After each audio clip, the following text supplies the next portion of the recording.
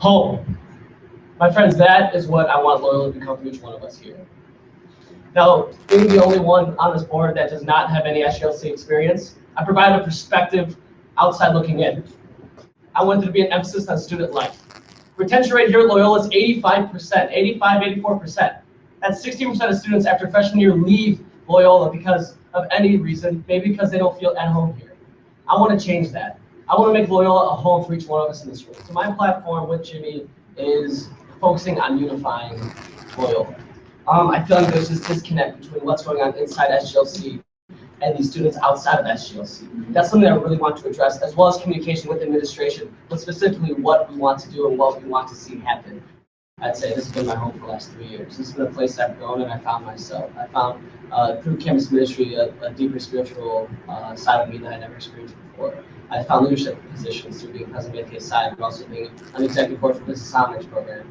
I've done a lot of things because Loyola gave me the tools and the ability to become better, and the ability to push myself and challenge myself in all aspects.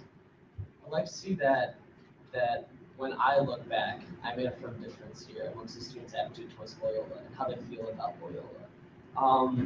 When I see student governments now, it's almost as if I don't feel that. I think we have to hold ourselves to be optimistic, to hold ourselves to always have a smile on our face and include everyone we see and not try to exclude anyone from any particular group. And that's what I think SGLC needs. It needs someone who can include everyone and provide all perspectives and provide that transparency that I know Jimmy and I definitely want to highlight in our platform. So overall, just an optimism.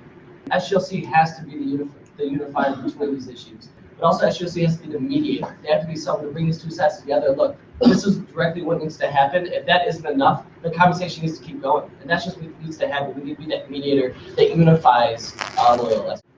To be honest, being outside the SGLC put me in a very interesting position, being from the outside looking in. But I think it's a perspective we need right now. And it just brings me back to the time when I was at a Loyola basketball game when I was like 10 years old with my dad.